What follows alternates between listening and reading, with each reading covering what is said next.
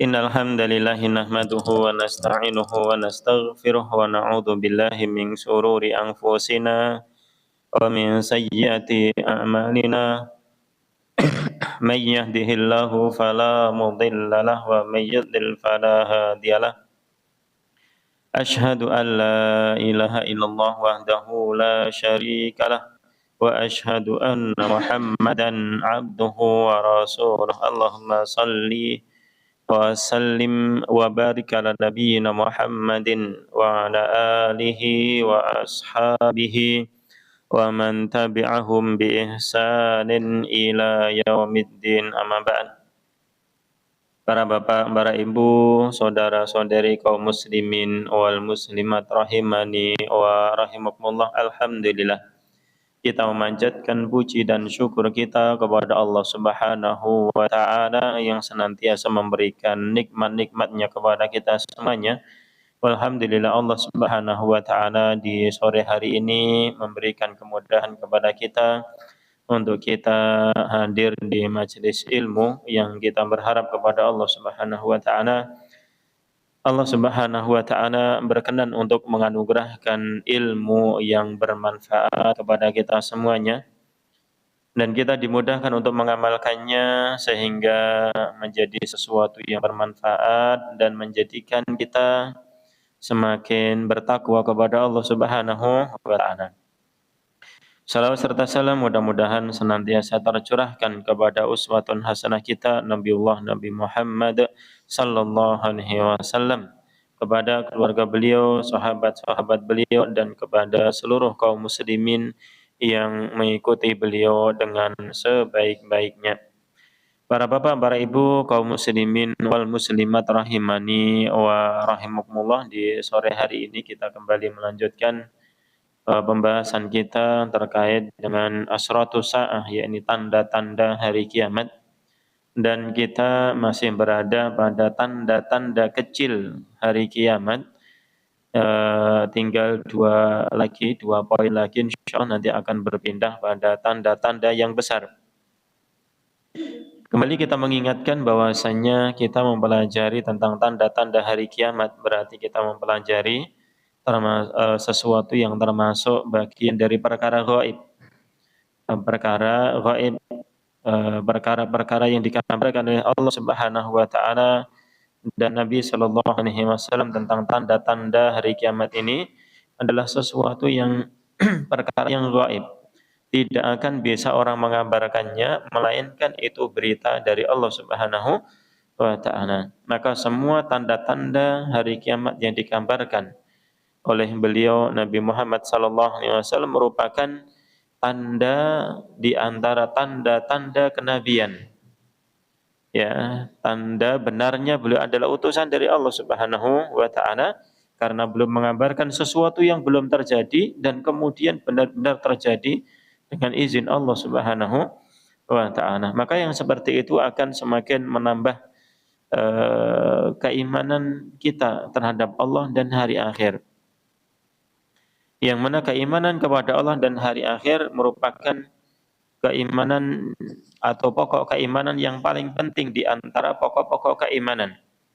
Yang mana Allah Subhanahu wa taala mengatakan laisal birra an tuwallu wujuhakum qibalal masyriqi wal maghrib walakinnal birra man amana billahi wal yaumil akhir. Bukanlah kebaikan itu adalah hanya sekedar menghadapkan wajah-wajah kalian ke arah timur dan barat.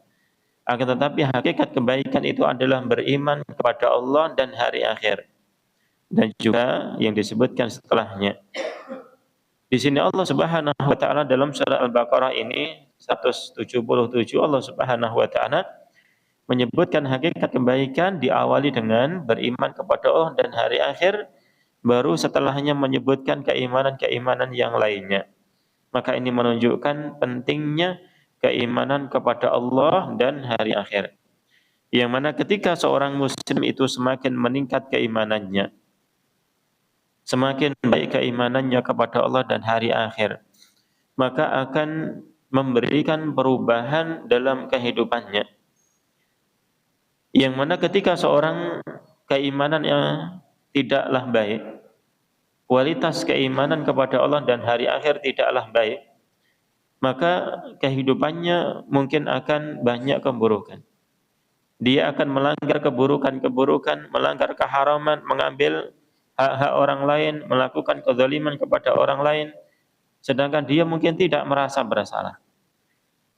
Adapun seorang yang beriman kepada Allah dan hari akhir, maka itu akan membuat dirinya itu sangat-sangat perhatian terhadap sesuatu yang bisa mencelakai dirinya ketika nanti dia bertemu dengan Allah Subhanahu wa taala.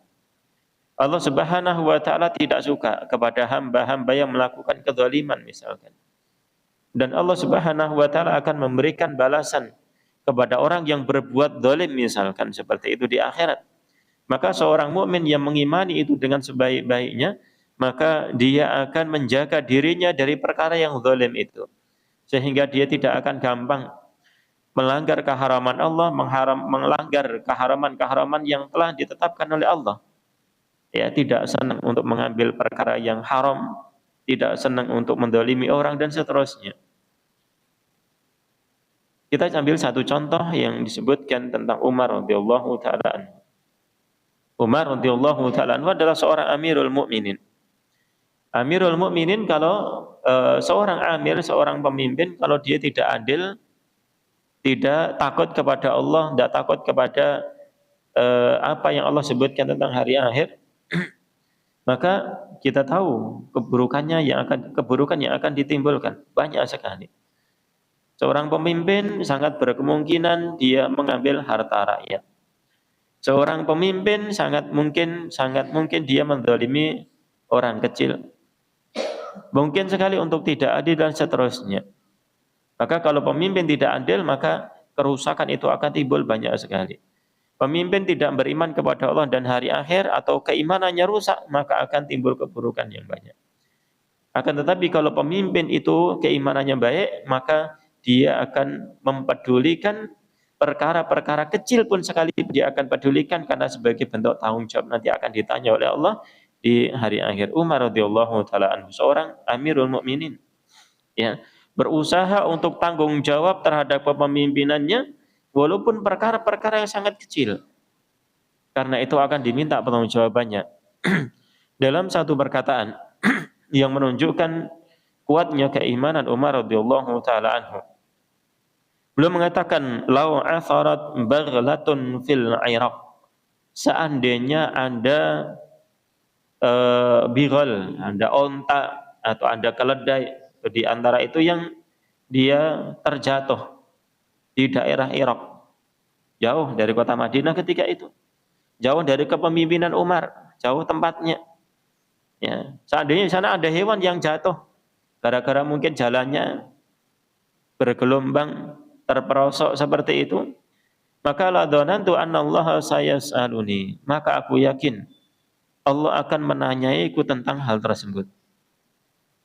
Lima lam tusawwi laha tariqa ya Umar, pasti Allah akan mengatakan, wahai Umar, mengapa engkau enggak haluskan jalannya, enggak kamu buatkan jalan yang khusus yang baik untuk onta-onta itu biar enggak terperosok.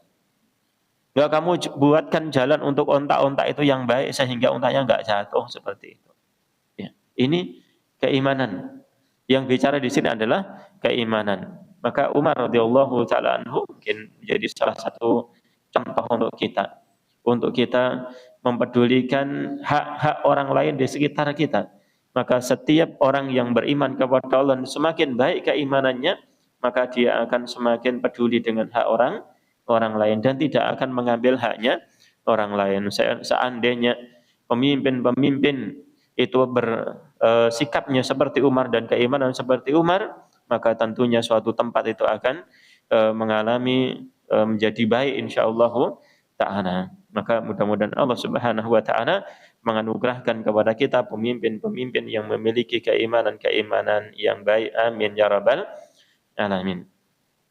Ini di antara contoh bahwasanya keimanan kalau itu baik, ya keimanan kepada Allah dan hari akhir terkhusus itu baik, maka akan menjadikan kehidupan seseorang itu akan berubah.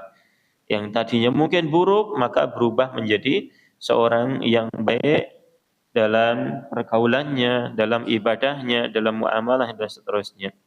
Ma'asyiral muslimin rahimani wa rahimakumullah, kita melanjutkan di dua terakhir dari pembahasan kita tentang tanda-tanda kecil kiamat. Ya, tinggal dua insyaallah taala, kemudian berpindah pada tanda-tanda yang besar. Ya, ini di poin yang ke-56, ba'tsur rihit thayyibati liqabdi arwahil mu'minin.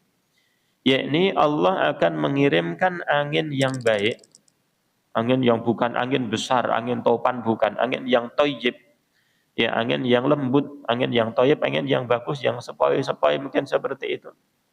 Ya, bukan badai, bukan. Liqabdi arwahil mu'minin, untuk mencabut ruh-ruhnya orang-orang mukmin. Angin yang lembut. Kalau angin yang besar, angin topan mungkin ya orangnya keseret angin, kena kebentur tembok mati, mungkin bisa seperti itu, nalar. Ya, ada sih anginnya lembut, yang biasanya dinikmati oleh orang. Anda panas-panas, angin bertiup lembut sepoi-sepoi, kemudian kita duduk tambah ngesis, ngoten ya. Nah, ini ternyata angin yang seperti itulah yang nanti akan dikirimkan oleh Allah Subhanahu wa taala untuk mencabut ruh-ruhnya orang-orang yang beriman. Kapan? Di akhir zaman. Ya. Nah, dikatakan oleh Syekh Wabil rahimahullahu taala, wa minha hububur rihi thayyibati liqabdi arwahil mu'minin. Di antara tanda-tanda kiamat adalah bertiupnya angin yang baik untuk mencabut ruh-ruhnya orang-orang yang beriman. Fala yabqa ala dhahril ardi man yaqulu Allah Allah, sehingga tidak akan tersisa di muka bumi ini orang yang mengucapkan Allah Allah. Wa yabqa syirarun nasi, dan yang tersisa adalah sejelek-jelek manusia. Wa alaihim tuqamu sa'ah, dan pada merekalah, pada orang-orang yang terjelek itulah yang nanti hari kiamat itu akan ditegakkan oleh Allah Subhanahu wa taala. Ini adalah mukadimah yang disampaikan oleh Syekh Wabil rahimahullah taala untuk mengawali pembahasan ini. Ya, ini belum menyebutkan di antara banyaknya tanda-tanda yang telah disebutkan oleh Nabi sallallahu alaihi wasallam adalah bertiupnya angin yang lembut untuk mematikan atau mencabut ruh-ruhnya orang-orang yang beriman. Siapapun yang memiliki keimanan walaupun itu kecil, maka nanti akan diwafatkan oleh Allah Subhanahu wa taala dengan sebab angin tersebut. Ya. Mungkin kalau kita berpikir, Ustaz, berarti kalau kita pengen bertahan hidup harus meninggalkan apa? Imanan. Ya nek jenengan pengen ya. Aku pengen awet uripe ngoten ya. Wis ora beriman ya. Meninggalkan keimanan. Nanti kalau dia punya keimanan kepada Allah Subhanahu wa taala, walaupun keimanan itu adalah kecil, maka akan diwafatkan oleh Allah Subhanahu wa taala. Ya. Qad jaa fi sifati hadzal rihi annaha alyanu minal harir. Di sana ada penjelasan, ada riwayat yang datang menjelaskan sifat daripada angin tersebut. Bahwasanya angin tersebut lebih lembut, lebih halus daripada harir. Yakni lebih halus daripada sutra. Ya, enggak tahu membandingkannya seperti apa ya. Ya, sutra bisa didemek ngoten ya. Ya, sutra bisa didemek. Oh, halus sekali. Jangan pernah demek sutra, Pak. Nek kula dereng ya. kain sutra asli nggih sing terbuat dari napa niku? Ulat sutra nggih. Ulat sutra mungkin halus sekali mungkin ya. Ibu mungkin sing nate nggih. Nah, ini lebih lembut daripada sutra, lembut sekali. Ya. Wala ara dzalika min ikramillahi li ibadihil mu'minina fi dzalika zaman bil fitani wasyurur. Al-mali'i bil fitani wasyurur. Nah, di sini belum mengatakan satu hal yang penting untuk kita, yakni mungkin saja dikirimnya angin yang lembut oleh Allah untuk mewafatkan orang-orang mukmin itu adalah bentuk pemuliaan dari Allah Subhanahu wa taala untuk orang-orang yang beriman di zaman itu, di zaman yang al-mali'i bil fitani wasyurur, di zaman yang dipenuhi dengan fitnah-fitnah dan keburukan. Ya. Ini terus orang-orang mukmin dihindarkan oleh Allah dari buruknya kejadian-kejadian yang ada di zaman itu. Sehingga dia diwafatkan oleh Allah Subhanahu wa taala. Mungkin mau dihindarkan, dipindahkan ke tempat sana bumi bagian timur, di sana juga sama. Buruk juga orang-orangnya. Mau dipindahkan di sana, mau ngungsi sana, ngungsi sini, ternyata di sini gerwong elek misal seperti itu. Ya. Sehingga tidak ada jalan yang lain untuk menyelamatkan hamba itu adalah diwafatkan. Ya. Diwafatkan. Maka orang-orang yang diwafatkan itu adalah dimuliakan oleh Allah Subhanahu wa taala dengan dijaga, dihindarkan dari berbagai macam keburukan itu dengan cara diwafatkan. Ya. Adapun orang yang masih hidup ketika itu berarti dia orang yang hidup di tengah-tengah orang yang buruk dan mungkin saja dirinya itu adalah bagian dari keburukan itu. Ngoten nggih. Jadi sini guru napa? Guru wong-wong olok. Wong-wong sing elek-elek nggih, sing wong sing sae sing enten keimanane niku di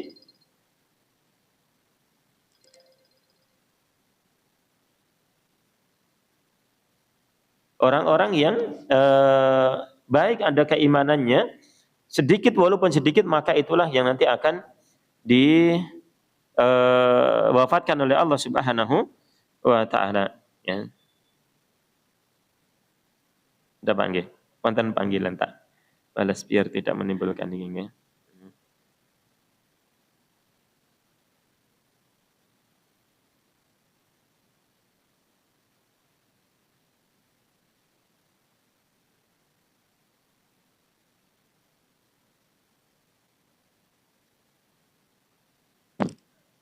Nah, di sana Bapak Ibu sekalian ada sebuah riwayat, ya. Sebuah apa? Riwayat. Kalau zaman itu sudah mungkin sebelum zaman itu mungkin. Kalau zaman itu mendapati zaman itu zaman yang terlalu buruk di akhir zaman munculnya angin ini, maka orang itu nanti akan diwafatkan oleh Allah kalau dia punya iman. Nah, di sana Anda kalau seseorang itu hidup di zaman yang buruk dan bukan zaman itu, maka seseorang itu boleh meminta kepada Allah Subhanahu wa taala diwafatkan. Kalau itu yang terbaik untuk dirinya. Nggih, ada sebuah doa. Jadi nggak boleh saya tak bunuh diri saja, ini zaman terlalu buruk, nggak boleh seperti itu. Namun dia berdoa kepada Allah meminta yang terbaik. Ya, doa ini ada di dalam riwayat Al-Imam Al-Bukhari dan juga Al-Imam Muslim.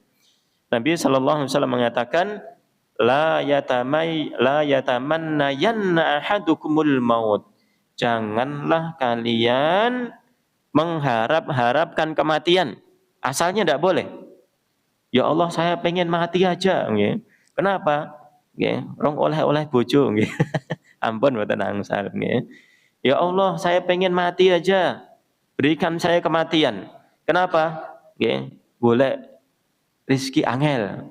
Enggak boleh seperti itu. Asalnya tidak boleh. Janganlah kalian mengharap-harapkan kematian. Min durrin asabahu, karena ada kemudaratan yang menimpa dirinya. Walaupun sampai misalkan dia mendapatkan cacat tubuh saja, misalkan dia nggak boleh berangan-angan kebaikan. Kenapa? Karena kehidupan bagi seorang mukmin itu adalah kebaikan. Ngerti ya? Seorang mukmin bertambah sehari 2 hari dalam hidupnya, dia gunakan untuk berzikir, bersyukur, bersabar, maka itu akan menambah pahala, menambah derajatnya di sisi Allah Subhanahu wa taala. Jadi setiap menit, setiap detik pertambahan kehidupan yang Allah berikan kepada seorang mukmin itu adalah kebaikan. Maka tidak boleh meminta kematian. Janganlah kalian mengharapkan kematian karena ada keburukan yang menimpanya. Fa in kana la budda fa'ilan, seandainya dia itu memang harus melakukannya. Kenapa? Karena ya lingkungannya yang buruk, karena situasi yang sangat-sangat buruk dan dia khawatir. Dia khawatir agamanya itu akan rusak gara-gara fitnah. Mungkin lingkungan yang ada di sekitarnya itu sangat-sangat buruk dan dia khawatir. Ya Allah, saya khawatir diri saya itu terkena dengan fitnah-fitnah yang ada sehingga agama saya menjadi rusak. Saya khawatir lama-lama hidup nanti malah menjadi su'ul khotimah misalkan seperti itu. Khawatir dengan buruknya yang ada di sekitarnya. Maka apa? Falyakul, maka hendaklah dia mengatakan, Allahumma ahyini makanatil hayatu khairan li. Ya Allah, hidupkanlah saya seandainya kehidupan itu baik untuk saya. Wa tawaffani in kanal wafatu khairan li. Dan wafatkan saya ya Allah. Matikan saya saja. Kenapa? Oh, kapan? Apabila wafat itu lebih baik untuk saya. Jadi kita sandarkan kepada Allah. Bukan minta ya Allah matikan saya saja. Enggak. Itu enggak boleh. Ya Allah matikan saya saja karena mencari uang sulit sekarang. Enggak boleh seperti itu. Ya Allah matikan saya karena penyakit ini terlalu berat. Enggak boleh juga seperti itu. Namun kita kembalikan kepada Allah. Ya Allah hidupkan saya, ya berikan kehidupan untuk saya seandainya kehidupan itu lebih baik untuk saya. Dan matikan saya seandainya kematian itu lebih baik untuk saya. Ngoten niku sing asal. Nggih, saged dipahami mboten? Ngoten nggih? Nggih, nek njaluk mati berarti mboten angsal nggih. Sing sabar nggih. Njaluk mati ora oleh apalagi bunuh diri nggih. Sing sabar nggih.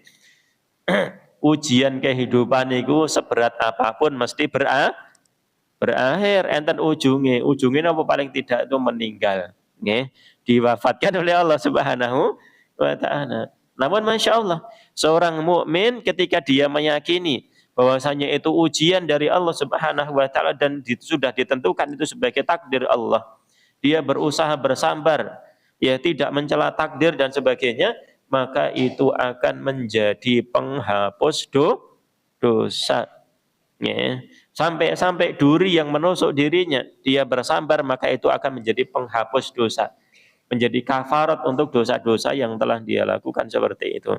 Terus tidak ada keburukan yang menimpa seorang mukmin melainkan akan menjadi kafarat. Seperti itu kurang lebihnya. Kemudian Ja'a fi hadisin Nawas bin Sam'an at-Tawil fi kisati Dajjal wa nuzuli Isa wa khuruji Ya'jud wa Ma'jud. Telah datang hadis dari sahabat Nawas bin Sam'an yang panjang. Hadis yang mengisahkan tentang Dajjal, tentang turunnya Nabi Isa, tentang keluarnya Ya'jud dan Ma'jud. Ya, ini Nabi SAW mengatakan, hadisnya panjang, ini adalah potongan. Id ba'asallahu rihan thayyibah. Ya, ini kemudian Allah Subhanahu wa taala mengirimkan angin yang baik. Ini dalil bahwasanya nanti di akhir zaman akan ada angin yang lembut yang mewafatkan kaum mukmin. Ini dalilnya, pendalilannya. Allah akan mengirimkan angin yang baik, angin yang lembut, fata'khudahum tahta abatihim. Kemudian angin-angin itu akan mewafatkan mereka melalui bawah ketiak mereka. Hakikatnya kita kembalikan kepada Allah ya. Hakikatnya kita kembalikan kepada Allah Subhanahu wa taala, kita enggak tahu. Niki perkara gaib nggih. Ini angin itu akan mewafatkan mereka, akan mengambil mereka dari bawah ketiak mereka. Ini ketiak, ini bawah. Wallahu a'lam, kita hakikatnya kembalikan kepada Allah Subhanahu wa taala. Fatakbidu ruha kulli mu'minin wa kulli muslim. Maka angin itu akan mencabut ruh setiap orang mukmin dan setiap orang muslim. Mukmin dan muslim dibedakan dalam hadis ini. Kalau mukmin dan muslim itu dibedakan, maka mukmin itu tingkatannya lebih tinggi daripada muslim. Ya, seperti itu. Nah, jadi kalau disebutkan mukmin saja maka sudah mencakup muslim. Disebutkan muslim saja maka sudah mencakup mukmin. Namun kalau disebutkan dua-duanya dalam satu tempat, maka mukmin sendiri, muslim sendiri. Ya. Muslim itu adalah bagi seseorang yang baru bisa dia beramal secara zahir dan keimanan itu belum kuat berada di dalam hatinya. Mungkin dia masih melanggar perkara-perkara yang haram, mungkin seperti itu. Ya, baru sebagian perkara yang ini baru dia amalkan, yang wajib baru dia amalkan, sebagian mungkin dia masih meninggalkannya, seperti itu. Adapun seorang yang mukmin, maka lebih daripada itu. Dia sudah berusaha menjaga kewajiban-kewajibannya di hadapan Allah Subhanahu wa taala dan keimanan itu sudah menancap di dalam hatinya. Ya, faktor pendorong untuk dia beramal ini benar-benar sudah muncul dari keimanan yang ada di dalam hatinya, bukan hanya sekedar melu-meluan seperti itu. Ya. Ini seorang mukmin dibedakan. Wa yabqa sirarun nas, dan yang tersisa adalah orang-orang yang buruk, kata Nabi Shallallahu Alaihi Wasallam, orang yang paling jelek. Nah, di sini disebutkan kejelekan mereka di antaranya. Nabi Shallallahu Alaihi Wasallam mengatakan, yataharajuna fiha taharujal humur. Ya, mereka ini orang-orang yang jelek, orang-orang yang tersisa ketika itu, yang tidak diwafatkan dengan angin yang lembut itu. Mereka saling bertikai satu dengan yang lainnya seperti bertikainya keledai liar. Ini satu pengertian. Yataharajuna, haraj itu adalah pertikaian, saling membunuh, saling bertikai, saling mendolimi dan sebagainya. Sebagaimana hewan-hewan yang liar itu saling mendolimi satu dengan yang lainnya. Ya. Satu pengertian. Makna yang kedua, yataharajuna fiha taharujal humur, ya, yakni mereka saling bercampur, laki-laki dan perempuan saling bercampur dengan tidak menggunakan norma-norma yang berlaku. Ya. Laki-laki perempuan saling bercampur dengan tidak ada pernikahan satu dengan yang lainnya. Ya. Ini wis koyo kumpul kebo kabeh ngoten niku nggih.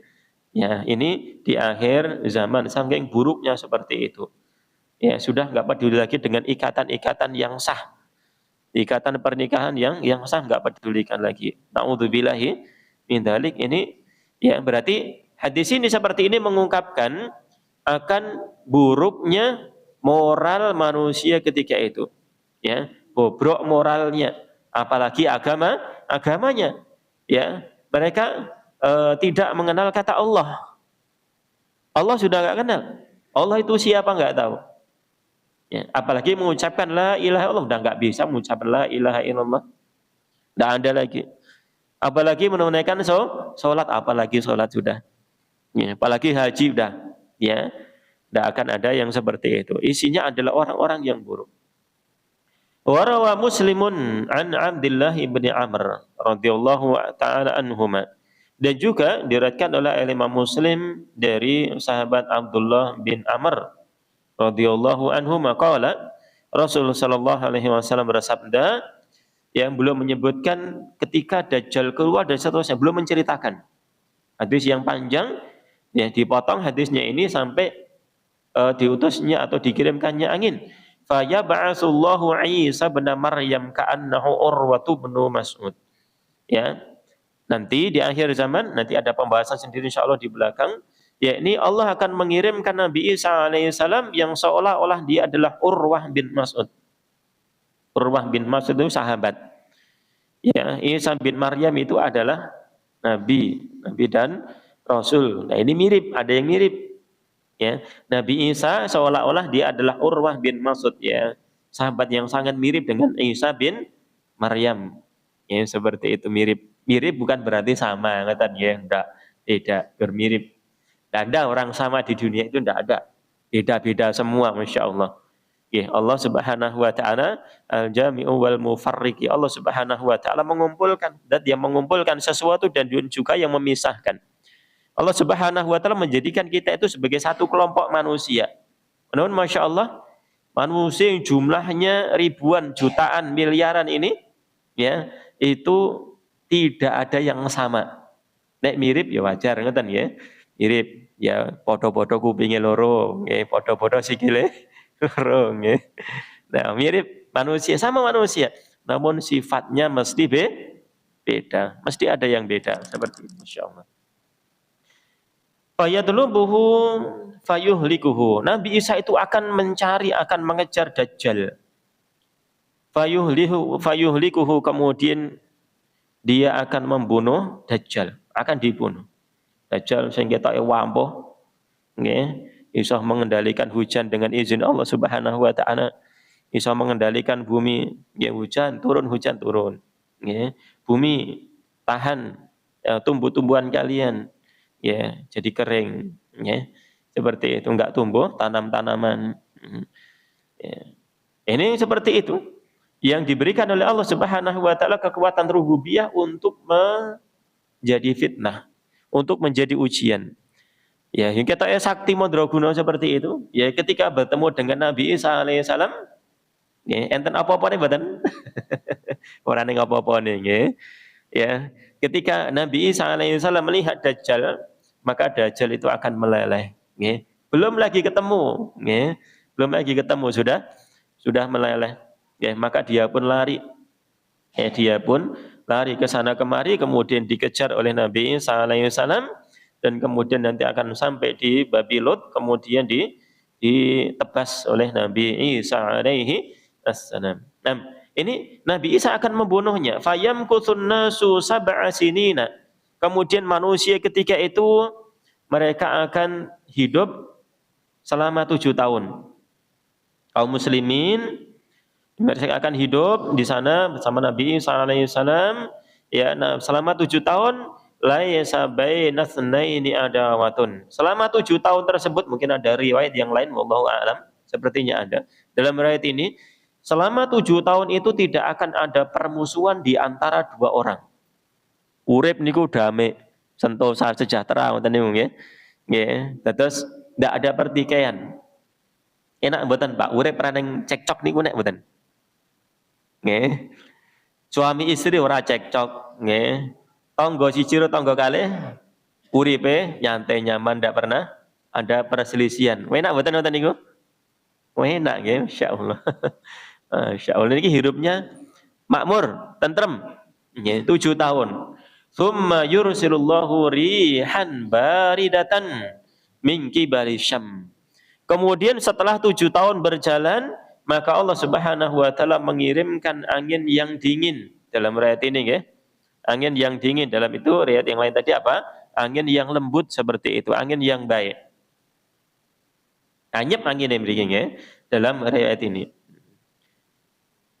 Mingki Bali Yaman, dari arah Yaman.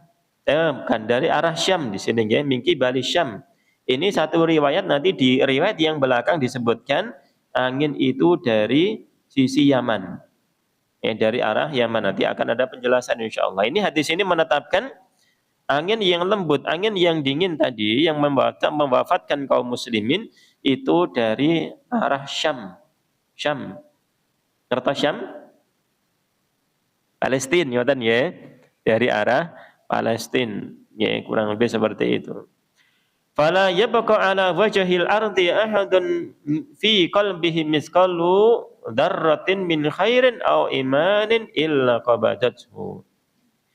Maka tidaklah tersisa di atas bumi ini seorang pun yang di dalam hatinya itu ada seberat darrah berupa keimanan atau kebaikan. Ada kebaikan sedikit di dalam hatinya, itu diwafatkan, ya, diwafatkan oleh Allah Subhanahu wa taala melalui angin tersebut. Hatta law kana hadakum dakhala fi kabdi jabalin. Sampai seandainya salah seorang di antara kalian itu masuk ke dalam perut bumi. Nggih, napa Pak? Masuk ke dalam perut bumi. Golek napa? Nggih. Masuk bumi, masuk napa jenenge gunung nggih, bukan bumi nggih. Masuk ke tengah-tengah gunung, ketemu lahar malahan nggih. Nggih. Sembunyi mau lari dari kematian gitu. Atau mungkin dia lagi kerja ya ke dalam terowongan-terowongan seperti itu. Ya, seperti di Freeport itu kan sampai berapa ratus meter ke dalam kan itu. Ya, sampai dalam seperti itu. Ya, ala kulli hal. Kalau dia sampai sembunyi di dalam perut gunung sekalipun, la dakhalathu alaihi hatta takbidahu. Maka angin itu akan masuk ke sana, kemudian mematikan dia. Yang penting orang itu ada keimanan. Kebalikannya, kalau orang itu tidak ada keimanan, tidak ada kebaikan di dalam hatinya, walaupun sebesar darah, ya, bodhe nongol, ya, di tengah kota, ya, muncul nggak sembunyi, itu tidak akan mati. Ya, tidak mati, dibiarkan hidup oleh Allah Subhanahu wa taala untuk bertemu dengan apa? Hari kiamat. Ya, seperti itu. Dia akan mendapatkan berbagai macam fitnah dan ujian dalam kehidupan itu. Ya, merasakan runyemnya kehidupan, kacaunya kehidupan ketika itu. Kemudian akhirnya dia dimatikan dengan hari kiamat itu. Waliyadzubillah. Nah, faqad dallat al-hadisu anna dhahira hadhihi ar-rih yakunu ba'da nuzuli Isa wa qatlih dajjal wa halaki Ya'jud wa Ma'jud. Beberapa hadis atau hadis yang telah berlalu itu menunjukkan bahwasanya angin yang lembut ini Bapak Ibu sekalian itu akan dikirim atau dihembuskan oleh Allah Subhanahu wa taala setelah turunnya Nabi Isa. Tadi ya hadisnya ya. Ya setelah Nabi Isa alaihi salam. Dan juga setelah Nabi Isa membunuh Dajjal. Setelah keluarnya Ya'jud dan Ma'jud. Jadi nanti akhir-akhir. Ya. Jadi ini adalah angin ini keluar nanti menjelang hari kiamat, dekat sekali. Fa inna dhahiraha yakunu ba'da tulu'i syamsi min maghribiha. Dan munculnya angin tersebut juga setelah matahari itu terbit dari barat. Wa ba'da dhuhuri dabbah, bahkan juga setelah munculnya dabah. Napa dabah niku nggih? Napa Pak dabah niku? Hewan binatang melata nggih. Tertos melata jenengan. Napa melata niku, Pak?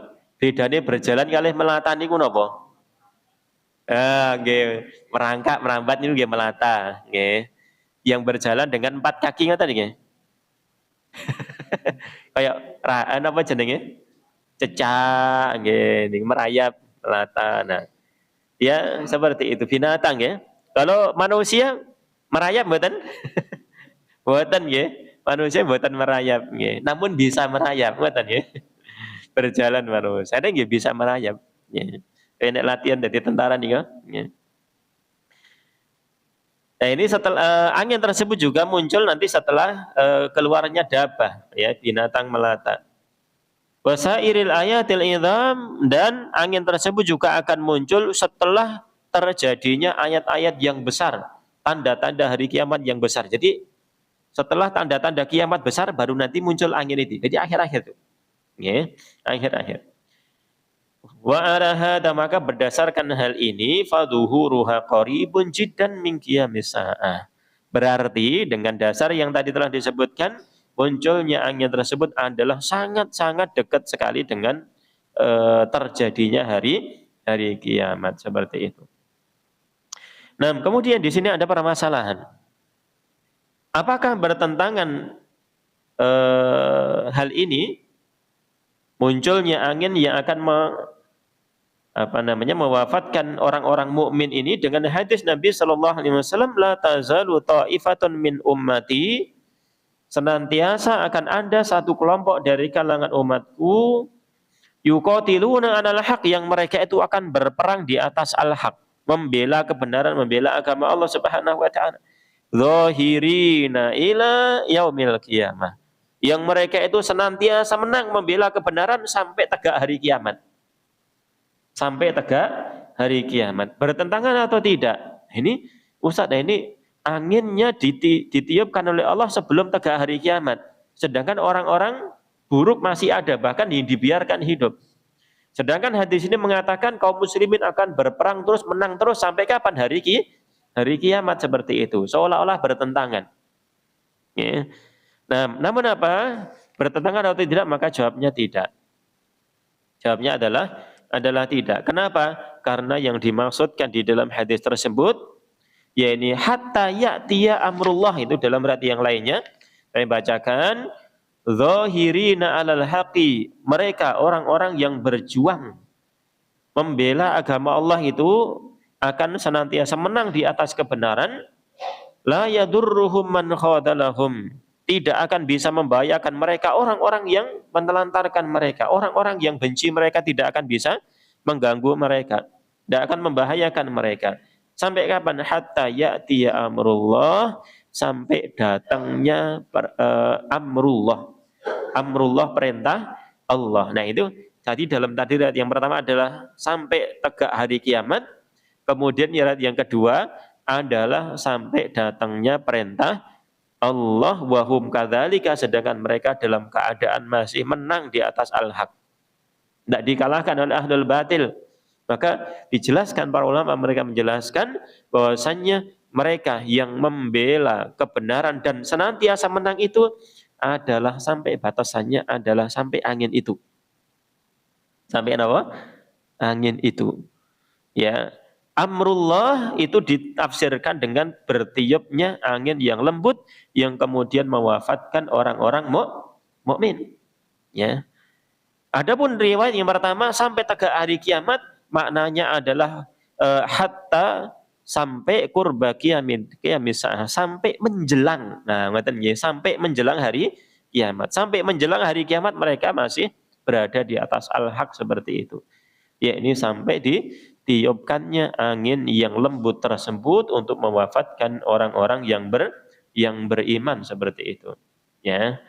Nah, ini permasalahan yang pertama. Permasalahan yang kedua disebutkan di sini adalah riwayat yang lain yang menunjukkan bahwasanya angin itu datang dari Yaman.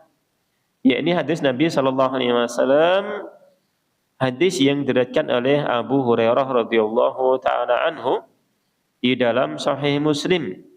Ya, Nabi Shallallahu Alaihi Wasallam mengatakan, Innallaha yab'atsu rihan minal Yaman. Allah akan mengirimkan angin yang berasal dari Yaman. Al-yanu minal harir, yang angin itu lebih lembut daripada sutra. Fala tad'u ahdan fi qalbihi misqala dzarratin min imanin illa qabadathu.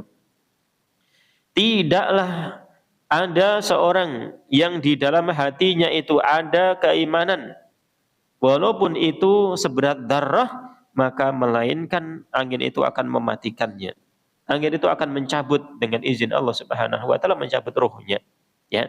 Ya, di dalam ayat ini adalah dari Yaman, sedangkan yang tadi adalah dari Putih Pak Syam. Ya. Yaman satunya dari Yaman satunya dari Syam. Maka bisa dijelaskan di sini, penjelasan yang pertama adalah yuhtamalu annahuma rihani syamiyah wa yamaniyah. Penjelasan pertama, anginnya itu ada dua. Yang satu dihembuskan dari arah Yaman, yang satu dihembuskan dari arah Syam. Sesuai dengan dalilnya ada dua, penjelasan pertama. Penjelasan kedua adalah wa yuhtamalu anna mabda'ahuma min ahadil iqlimaini tsumma tasilul akhar wa tantasilu indahu. Ya, penjelasan kedua adalah angin itu dari salah satu di antara keduanya. Mungkin dari Syam, entah itu dari Yaman, di antara salah satunya.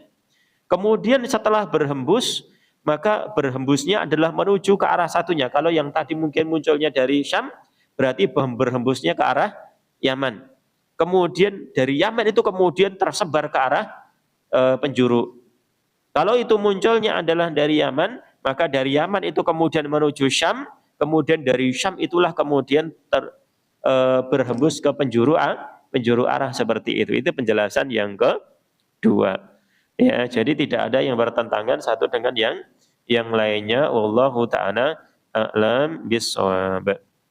Kemudian Bapak Ibu sekalian, ini yang nomor 57. Kemudian yang terakhir dari pembahasan ini, maksudnya pembahasan tanda-tanda kecil kiamat. Yang terakhir ini adalah tentang istihlalul baitil haram wa hadmil Ka'bah. Ya, ini dihalalkannya Baitul Haram, Ka'bah. Ya, Baitul Haram dihalalkan. Sekarang kan menjadi tanah haram, ngatan ya. Di sana ada tanah haram. Dan Ka'bah ada di tanah haram, tidak boleh ada pembunuhan, pertikaian di sana diharamkan. Ya, nanti suatu saat itu akan dihalalkan. Akan terjadi banyak pertikaian, banyak pembunuhan juga nanti di sana, seperti itu. Wahadamul Ka'bah, dan juga nanti Ka'bah itu akan dihancurkan. Ini akan dihancurkan, akan nanti terjadi di hari kiamat atau menjelang hari kiamat, ya nanti di hari akhir. La yastahillul baital haram Ini yang nomor 57, tidak akan dihalalkan Baitul Haram illa ahluhu, kecuali oleh penduduknya sendiri. Wa ahluhu humul muslimun, dan penduduknya adalah muslim. Jadi tidak akan dihalalkan tanah haram itu kecuali orang penduduknya sendiri, muslim sendiri. Ya, seperti itu. Tidak dihalalkan bagi orang-orang kafir. Fa idza stahalluhu fa innahu yusibuhumul halak. Kalau mereka orang-orang muslim ketika itu, orang yang beragama Islam, sudah menghalalkan Baitul Haram, sudah enggak peduli dengan apa? Dengan keharaman di tanah haram, sudah enggak dianggap lagi seperti itu, maka fa innahu yusibuhumul halak, maka kebinasaan itu akan menimpa mereka. Tsumma yakhruju rajulun min ahlil Habasyah. Kemudian kalau sudah tanah haram itu halal, ya sudah tidak ada tanah haram lagi, sudah dianggap sebagai tanah halal seperti itu, maka nanti akan keluar seseorang atau akan muncul seseorang dari Habasyah. Dari Habasyah, putih Habasyah niku Ethiopia gitu nggih kalau gampangnya nggih. Di seberang putih tanah Laut Merah ya. Di seberang, nyebrang. Akan muncul seorang dari Habasyah, yuqalu lahu Dzussuwaiqataini, disebut sebagai orang yang memiliki dua betis yang bengkok. Betis nggih. Betis niku bengkok. Napa niku jenenge? Nggih, betis niku bengkok. Nek kita enggak nggih. Jadi betis niku mungkin letter O ngoten nggih. Nggih. Bengkok nggih. Kita niku menggambarkan orang yang perkasa napa mboten ngoten niku? Perkasa napa lemah? Lemah. Nggih. Nah, ternyata apa? Fa yuhribul Ka'bah, dia akan menghancurkan Ka'bah. Orang yang secara tubuhnya itu tidak kuat, orang yang lemah, itu berani menghancurkan Ka'bah. Dulu, ngendek ben, perkasa pun dilindungi oleh Allah gitu kan. Orang perkasa menghancurkan Ka'bah, itu Allah lindungi dari tentara bergajah. Ya, seperti itu. Ternyata di akhir zaman, malah yang menghancurkan Ka'bah itu adalah orang yang tidak perkasa. Seperti itu, yang akan terjadi. Fayankuduha hajaran. Dia akan menghancurkan Ka'bah itu, akan mengambil batu-batu Ka'bah itu satu demi satu. Ya, dihancurkan sedikit demi sedikit. Yaslubuha hilyataha wa yujarriduha min kiswatiha. Orang itu akan mengambil perhiasan-perhiasan atau ya perhiasan-perhiasan yang ada di Ka'bah tersebut. Hiasan-hiasannya diambil dan akan membuka penutupnya, kiswahnya itu diambil oleh dirinya. Ya, wadzalika fi akhir zaman, dan itu nanti terjadi di akhir zaman. Ya, hatta la yabqa fil ardi ahadun yaqulu Allah Allah. Oke, nah itu di akhir zaman ketika itu sudah dihancurkan, di sana sudah tidak ada lagi orang yang mengucapkan Allah Allah, tidak ada lagi. Jadi sudah sangat akhir sekali zaman tersebut. Wadzalika la yu'ammarul baitu ba'da hadmihi abadan. Kalau sudah dihancurkan itu selama-lamanya tidak akan dimakmurkan lagi. Beda kalau sekarang. Ya dulu mungkin ada orang yang Ka'bah dihancurkan dibangun lagi seperti itu. Dipugar, diperbarui. Nanti di akhir zaman itu dihancurkan dah, habis itu sudah tidak ada lagi. Ya sudah tidak ada lagi, tidak ada memakmurkan lagi. Tidak ada orang yang peduli dengan Ka'bah lagi seperti itu. Ya. Nah, riwayat yang menjelaskannya adalah riwayat dari sahabat Sa'id bin Sam'an radhiyallahu taala anhu. Bahwasanya Abu Hurairah radhiyallahu taala anhu mengabarkan kepada Abu Qatadah bahwasanya Rasul sallallahu alaihi wasallam mengatakan, yubaya'u li rajulin ma bainar rukni wal maqam. Nanti akan dibayatlah seseorang di antara rukun dan maqam. Ya, ada rukun dan maqam. Mungkin di antara Hajar Aswad Dan maqam Ibrahim mungkin seperti itu atau rukun yang lainnya. Kemudian beliau mengatakan walan yastahillal baita illa ahluhu. Dan tidak akan ada orang yang menghalalkan tanah haram ini, yakni Baitul Haram, Ka'bah dan tanah sekitarnya, melainkan penduduknya sendiri, orang-orang muslim sendiri. Fa idza stahalluhu fala yus'alu an halakatil Arab. Kalau mereka sudah menghalalkan tanah haram, sudah menghalalkan Ka'bah, maka jangan lagi ditanyakan tentang kebinasaan yang akan menimpa orang-orang Arab. Sudah binasa. Orang-orang Arab itu sudah nanti akan binasa ketika itu. Tsumma ta'til Habasyah, kemudian akan datang orang Habasyah. Ya, seorang Habasyah yang tadi kita sebutkan. Du Suwaikota ini. Kemudian fayakhrujuna haraban, mereka pun akan mengeluarkannya, mereka akan keluar untuk menghancurkan Ka'bah tersebut. Akan menghancurkan Ka'bah tersebut sedikit demi sedikit. La yu'ammaru ba'dahu abadan, kemudian sudah tidak akan lagi dimakmurkan lagi, sudah habis. Ketika itu habis. Ya. Nggak ada lagi orang yang menyembah Allah Subhanahu wa ta'ala. Isinya apa wong Allah kabeh. Nggih. Wa hum alladziina yastakhrijuna kanzahu. Mereka yang menghancurkan Ka'bah itu adalah orang-orang yang akan mengeluarkan perbendaharaan Ka'bah. Ya, mereka yang akan mengambil semua perbendaharaan Ka'bah tersebut. Ini riwayat yang menjelaskan nanti akan dihancurkannya Ka'bah di akhir zaman. Kapan? Ketika penduduknya sudah menghalalkan Ka'bah, sudah menghalalkan yang tadinya diharamkan oleh Allah Subhanahu wa ta'ala. Ya. Nah, di dalam hadis yang lainnya Nabi SAW mengatakan walaka'anni anduru ilaihi, seolah-olah saya itu sekarang melihatnya.